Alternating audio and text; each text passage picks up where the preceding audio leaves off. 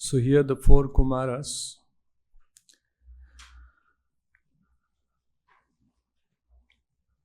saw the Lord. They were so delighted to behold him, to see him face to face, and they experienced a thrill throughout their bodies.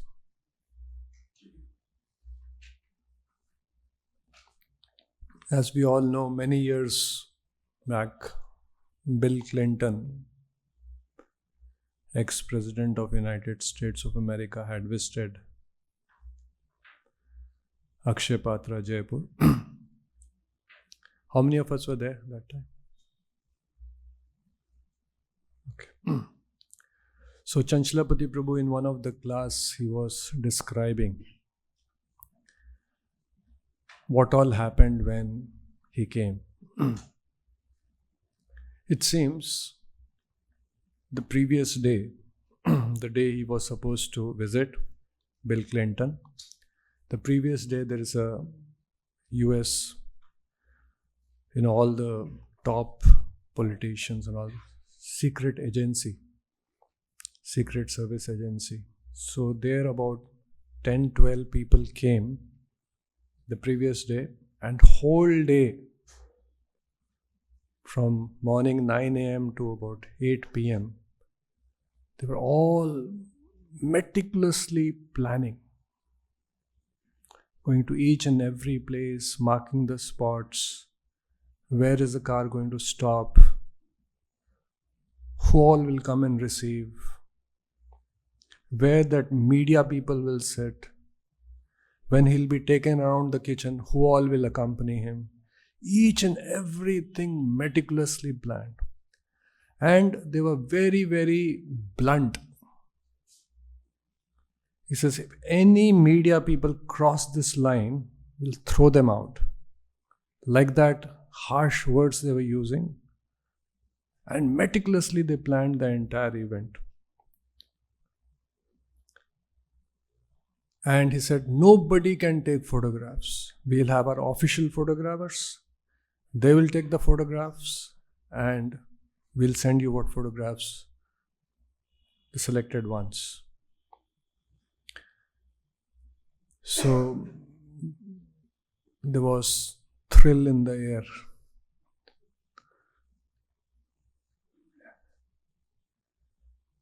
The day he came. And then a lot of planning was done. The car came in at the right spot, the planned spot, it stopped. The designated people came forward. The door was opened. He was received, garlanded. And because of that entire, you can call hype, such a big personality coming, such a big event, backed with so much of planning, so much of this can be done, this cannot be done, the do's and don'ts. Everyone was alert. There were kids brought from the school holding Indian flags, American flags. When the car came in, everyone, pin drop silence, all gazing at one point. Bill Clinton. Completely entrapped, mesmerized. Later on, they sent about 50 photographs, selected photographs. Many photographs were taken, but 50 photographs. And when you see the photographs, everyone is focused on only one thing. Everyone looking at him, ex-president of United States of America.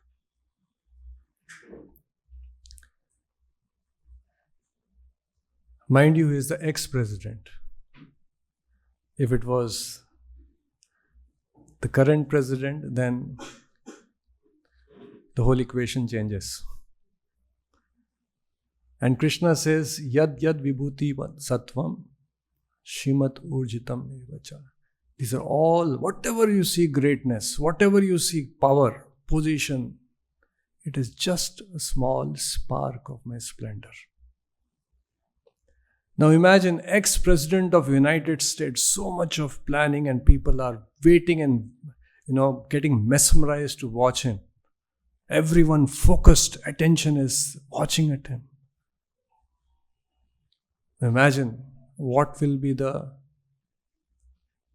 state of a person who watches the Supreme Lord face to face,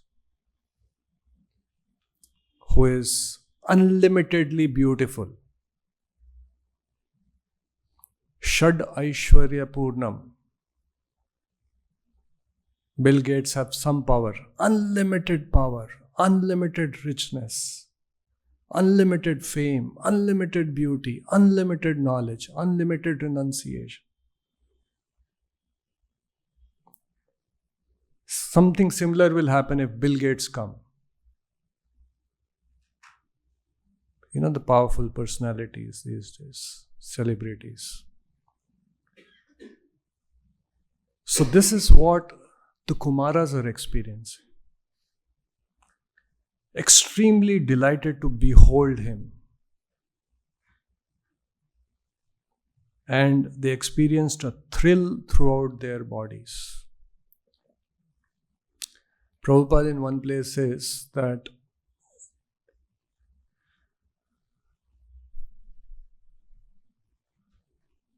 when we chant the names of Krishna, if we are properly situated,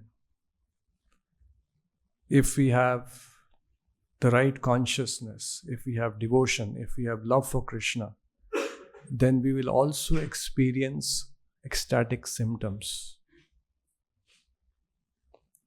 And the symptoms are like hair standing on and tears flowing from eyes. Prabhupada also says that when we come in front of the deities, if our heart is we are stone-hearted. If that love is not there, devotion is not there, we'll see the deity as stone. But if we are properly situated, we have the devotion, we have love for the Lord, and we understand that deity is non-different from Krishna, Archa Vigraha, then we'll see it as non-different, as Krishna himself. And all the symptoms what was mentioned, behold the beautiful form of the Lord, delighted, all that we'll experience. Now we can ourselves evaluate where we are. We don't need a certificate. Prabhupada says, when you eat, you don't need anyone to tell you whether hunger is getting satiated or not. So we should know where we are.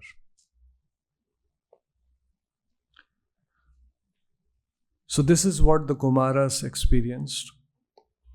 Prabhupada in the Purport explains that in the spiritual world, the transcendental opulence is caused by the energy of the Lord called yoga-māyā, whereas the opulence in the material world is called mahā-māyā.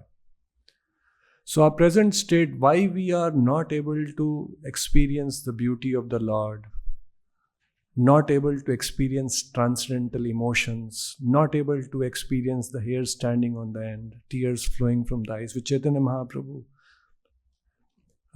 we have many pastimes where, although pure devotees do not demonstrate ecstatic symptoms because they don't want to, like Sahajiyas, display cheaply and mislead people, impress people. But still there are many pastimes where these symptoms gets exhibited. So why we are not having this thing? Because we are currently under the influence of mahā-māyā. We are enwrapped, we are mesmerized, we are captured, we are focused on mundane beauties. That is enchanting us. That is pulling our attention. We are focused on that.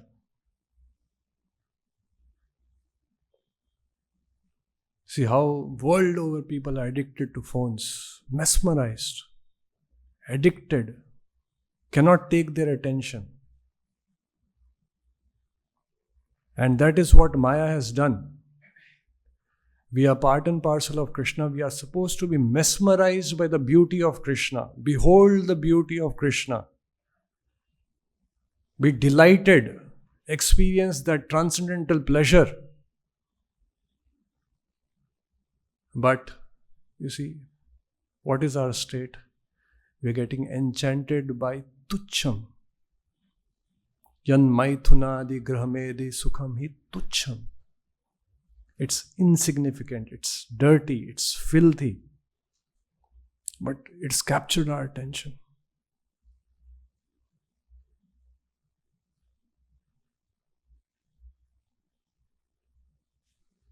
So this whole bhakti process, all what we are doing is this attention which has been captured by Maya, and we have got enchanted by wrong things, false beauty, illusory beauty.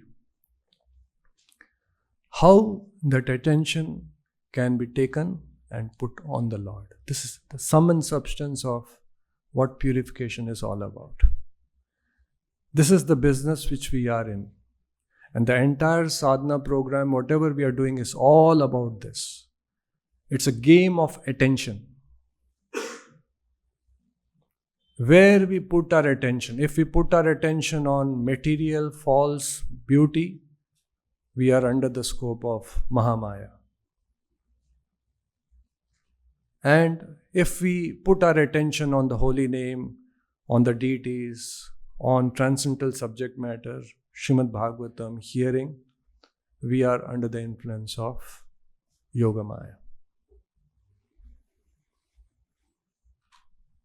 Now, attention throughout the day we cannot put on Krishna. We are not in that state. Pure devotees always satatam kirtayanto mam. Always fixed on Krishna. Always thinking of Krishna. We cannot do that. Therefore, the acharyas have given us the sadhana bhakti. Okay, at least for some time. At least for few hours in a day. So we should not miss this opportunity. Whatever time window we have got to, without distraction, focus our attention on Krishna, we should make use of that window. Throughout the day we cannot chant, but at least our chanting time, sadhana time, we should utilize.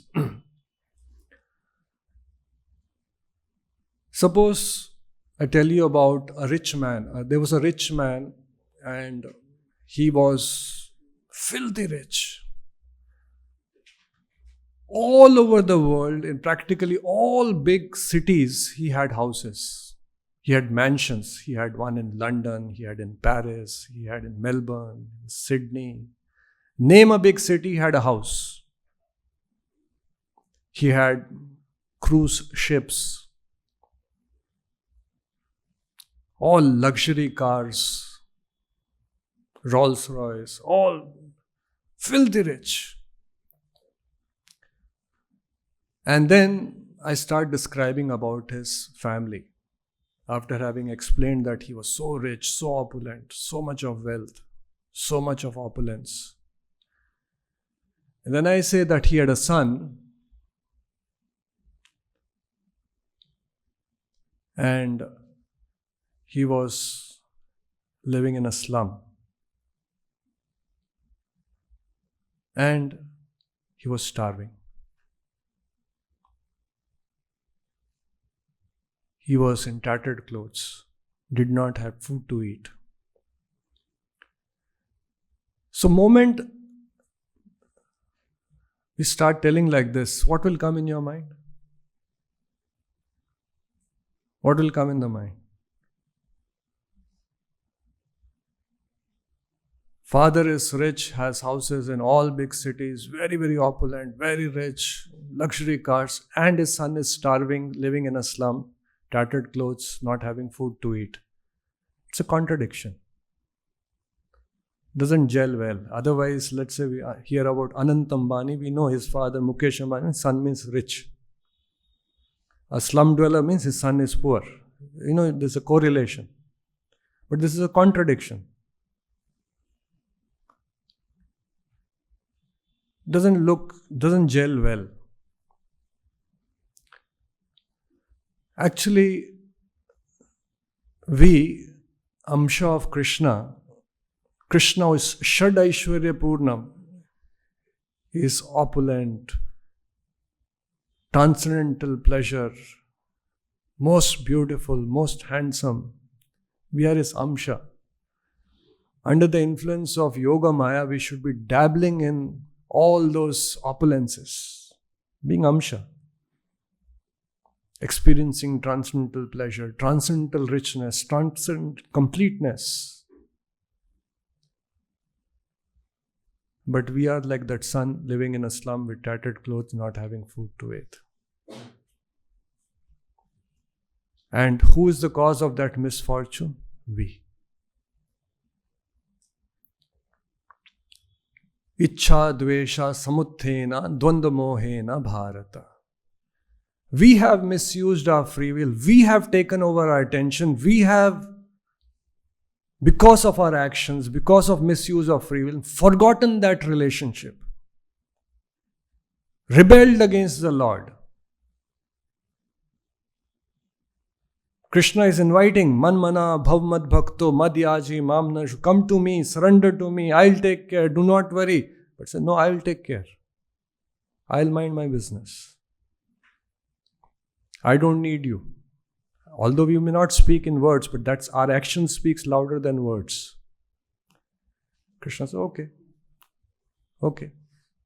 Wish you all the best. And that's how we are. Under the grip of mahā-māyā, dabbling in tucham and suffering. So this is our present state. And Krishna is inviting, we are entitled for, just like a rich man's son. I was giving example of father is so rich, opulent. He's entitled, he can inherit the father's property. He can enjoy the father's property. All he has to do is just link back with his father. So the great acharyas, why they are compassionate? Why Prabhupada went all the way to America?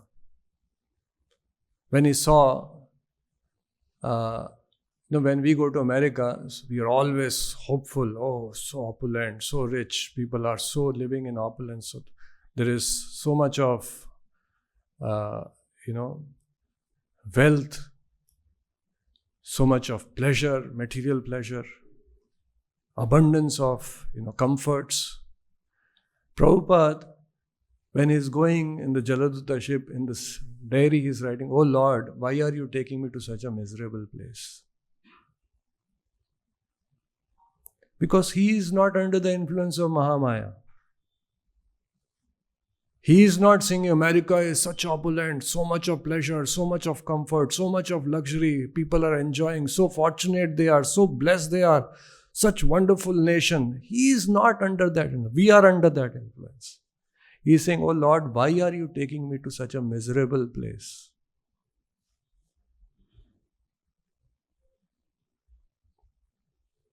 Why he is not enchanted by the so-called comforts? Because he is not under the influence of mahā-māyā or yoga-māyā. Mahā-māyā. People are enchanted, queued up for visa. 3 months, 6 months waiting period. I had gone for a visa interview with the US embassy.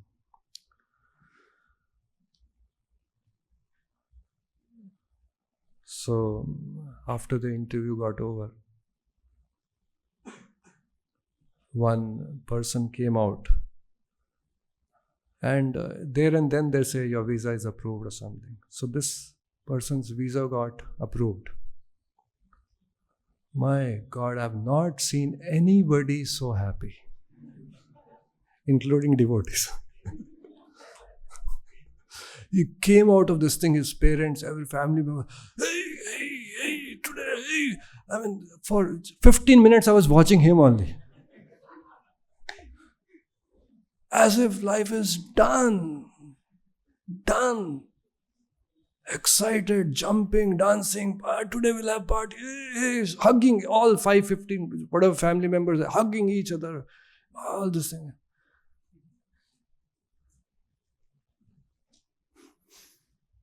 So we think that we have made it in life, we have achieved this, now I'm going to be happy, but it's all illusion.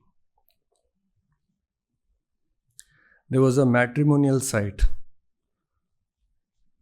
The caption was written on that site on the top.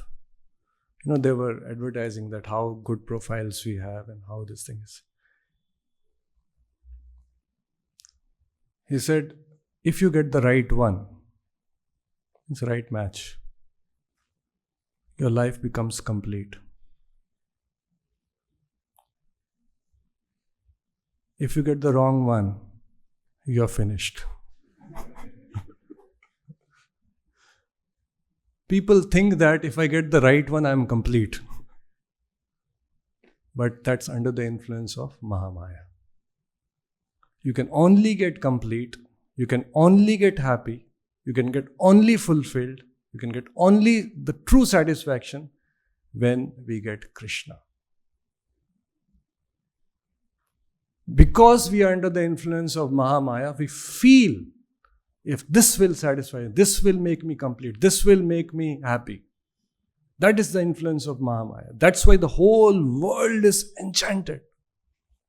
Everyone is having goals, aspirations, material desires, wanting to fulfill this, somehow wanting to experience that fulfillment, that satisfaction, that contentment which is elusive. The more we are under the influence of mahā-māyā, the more we will be enchanted to this material beauty, to this material comforts, to this material desires.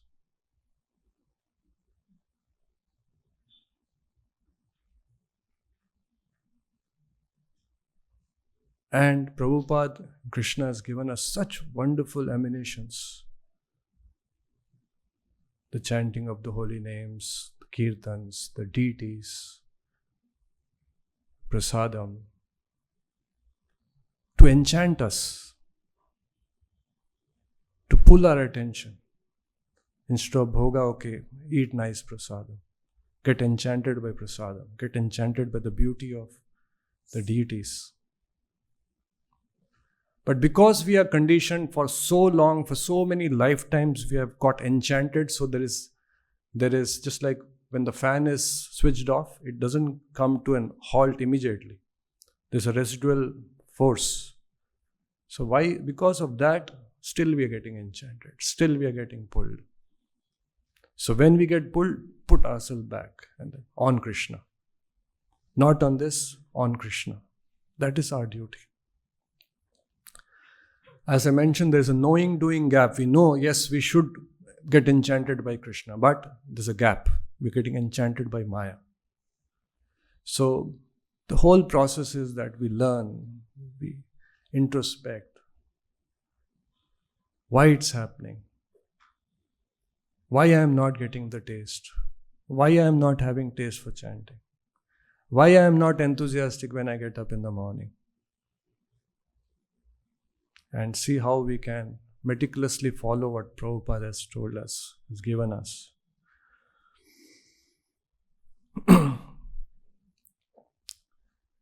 There was, when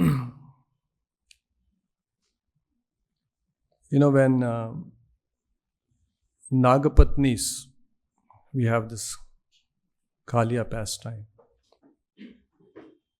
So Nagapatnis, when they were praying to Krishna, they offered the prayers. In the prayers they were saying, "Oh Krishna, how fortunate is Kaliya.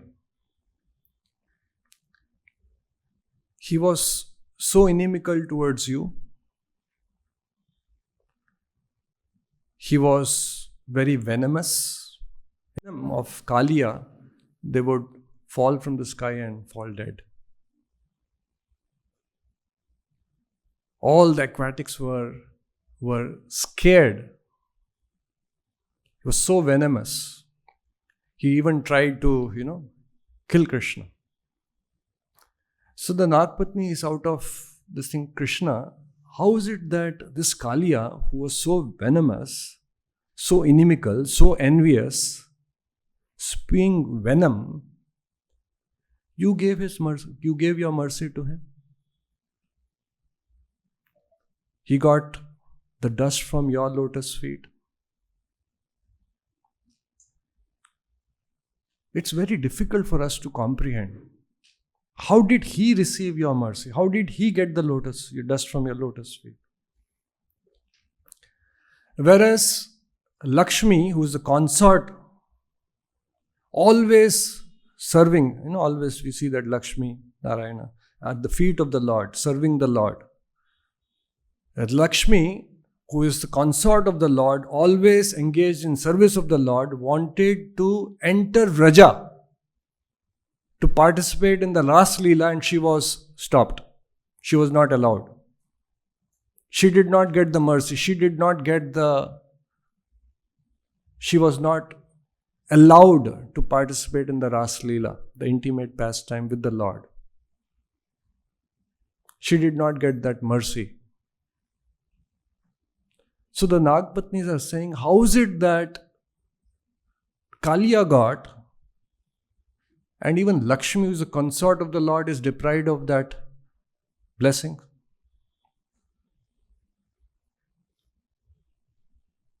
Now, a related question is, if Lakshmi is not able to get the favor of the Lord, what to speak about we? Completely drenched under the influence of mahā-māyā. What is the hope for us to get the mercy of the Lord? Unless we get the mercy of the Lord, what is the hope that we can come out of this mahā-māyā?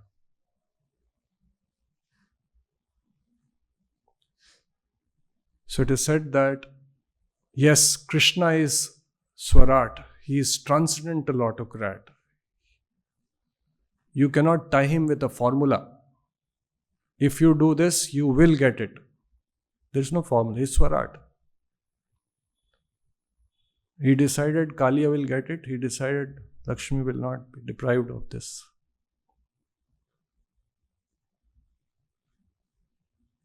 Because if that's why this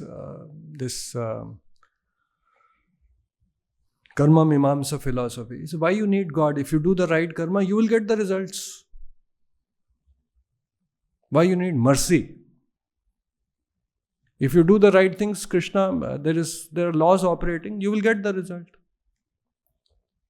That's why it says, do the karma. Don't have to go to God, have to go to the temples. Do the right karma, you will get the right result. So, yes, Krishna is Swarat.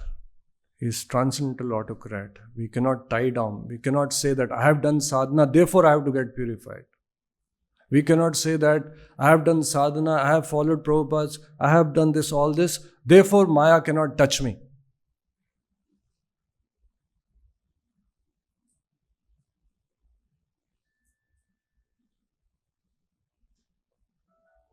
We cannot have a formula like that. Then what's the hope for us? It is said that Prabhupada, who is a pure devotee of the Lord, he has told, that's why this word 16 rounds is not there in any scriptures. You chant 16 rounds, follow the four regular Buddhists, is there. But as this thing, you do this, Maya will not able to touch you, is not there in any scriptures. In any way, the 16 rounds, it's not there. Because a pure devotee of Krishna, Prabhupada has mentioned that Krishna is bound by the words of his pure devotee. He says that Maya will not touch you. If you chant 16 rounds and follow the prayer, Krishna is bound by the words of his pure devotee, and we will not be influenced by mahā-māyā if we follow the instructions of a pure devotee. For his words, his promises Krishna can break, but a pure devotee's promise, his commitment, his words, he respects. He is bound by it. He is controlled by a pure devotee. Therefore, if we have to get mercy of Krishna, first we have to get mercy of a pure devotee. Yasya prasadat bhagavat prasado, yasya prasada nagati kutopi. So if we get the mercy of a pure devotee, if we follow his instructions, and if we please him, then for sure Krishna will be pleased. For sure we will get the mercy of Krishna. For sure we will come out of the influence of mahā-māyā, yoga-māyā. Mahā-māyā. Otherwise, we may know everything, we may be big scholars, big pandit, we may, big sadhak, big sadhana. Maya can come and full flat. That's what happened. Vishwamitra Muni, Strawberry Muni, went underneath water doing tapasya. In this Kali Yuga, all of us are today sitting intact. It's a big achievement. With so much of allurement, so much of temptation, so much of the mahā-māyā's influence, it is because of mercy of a pure devotee.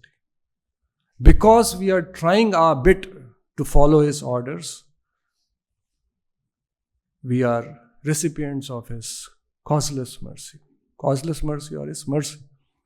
And even though we have a lot of defects, even though we have a lot of attraction to the allurements, we are able to still somehow go on this path. So we should always remember this. Pure devotee of the Lord, Prabhupada, his instructions. We are very blessed. We have all the ammunition. We are living in the house. Our day starts with the deities, darshan. Actually, everything is, whatever we have, if we have the heart of gratitude, attitude of gratitude, will be so overwhelmed. Krishna, you've given us so much. If we are grumbling, if you are finding faults, if you are saying this is not okay, that is not okay, actually, it's very painful.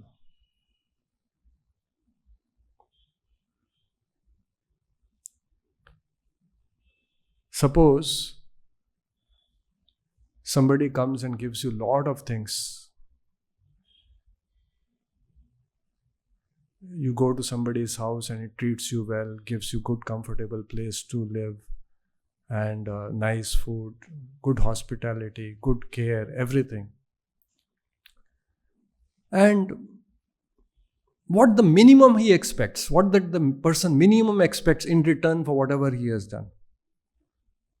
Gratitude. If not anything, if not reciprocation in terms of, at least thank you very much. I'm so grateful.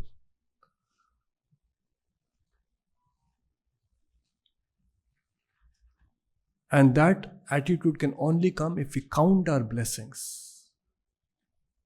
If we don't count our blessings,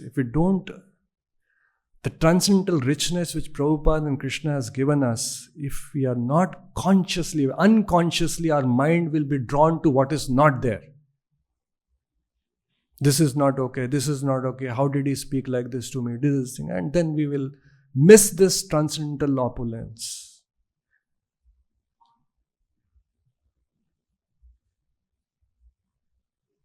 So we have to consciously put chesta, we have to count our blessings.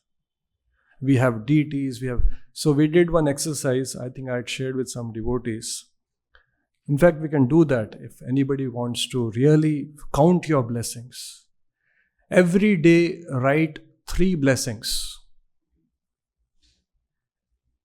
And for 1 month, do not repeat any of the three things.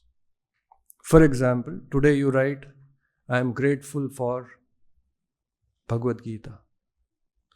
I am grateful for Srila Prabhupada. I am grateful for Hare Krishna Mahamantra. Next day, do not repeat any of these three things. Otherwise, daily, first thing Prabhupada will come, second thing Hare Krishna Mahamantra will come. I have association of devotees. I have good health.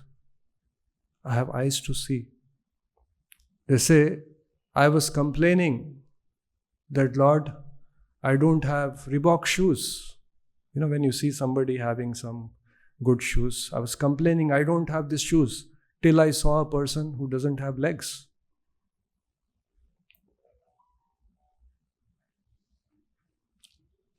See how much transcendental rich we are. We are the most fortunate souls on this planet. If we are sulking, if we are unhappy, if we are saying that, oh, this is not there, this is not there, the problem is not with that, problem is with us. Problem is with our mindset, problem is with our consciousness, problem is with our thinking. Yes, as a matter of duty, we can look for some completeness in the environment around us, some facilities, some this thing like that. But if that incompleteness from within has not gone, you can have everything in the world still be dissatisfied, still be complaining, still be sulking, still be brooding. This is not okay, that is not okay, this is not okay. If internally transcendental richness we are cultivating and recognizing Krishna, Prabhupada, what all they have given us, then in spite of any inconvenience we face, prasadam is not okay, this is not okay, this was short, it was spicy, he did not do this problem came, too much of sound here, too much of this thing, he spoke this, he spoke that. You're transcendentally rich, you're grateful. Thank you, thank you, thank you. So this is what we have to cultivate. And this doesn't come automatically. You have to count, you have to cultivate that attitude. And then, whenever you go in front of the deities, be grateful. Krishna, you have given me so much prasadam. Otherwise, we can, become very ritualistic, very mechanical. We take things for granted. Only when we are transcendentally rich, transcendental richness, everyone is rich, but you have to recognize that richness. Recognize that Prabhupada has given me so much. I have so much. I'm so much blessed. Then we will be happy. Then we'll be contented. Then we'll feel that I'm so fortunate. Anyone has any question, anything like to ask based on what we discussed?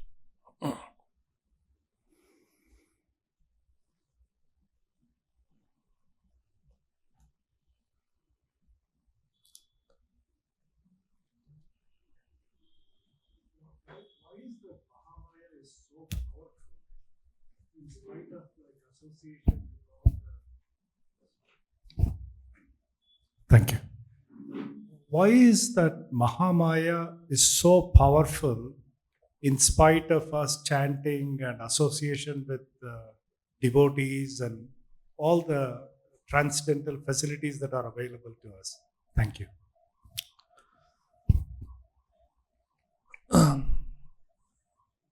As I mentioned earlier, although we may be situated on the right path and practicing to the best of our ability, there is some latent force in us which is coming from our past. For not only this lifetime, for many, many lifetimes, we have been moving in one direction. Good example Prabhupada gives of a fan. You see? If you switch off the fan, which is moving at very full speed, it takes time for it to this thing. You cannot blame the person that, I've switched off, why still you are moving? There's a force. The problem is not that we are getting attracted. The problem is if there is no improvement in us. So the problem is not that we are getting attracted. The problem is if we compare ourselves to what I was 5 years back, 10 years back, and I see no difference or going worse, then I should be worried.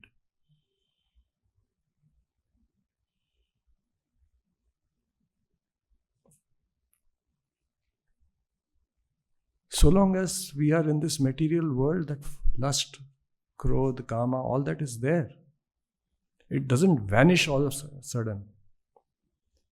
That's why it says, tolerate, learn to tolerate, tam titikshu bharata. Enthusiasm, patience, determination.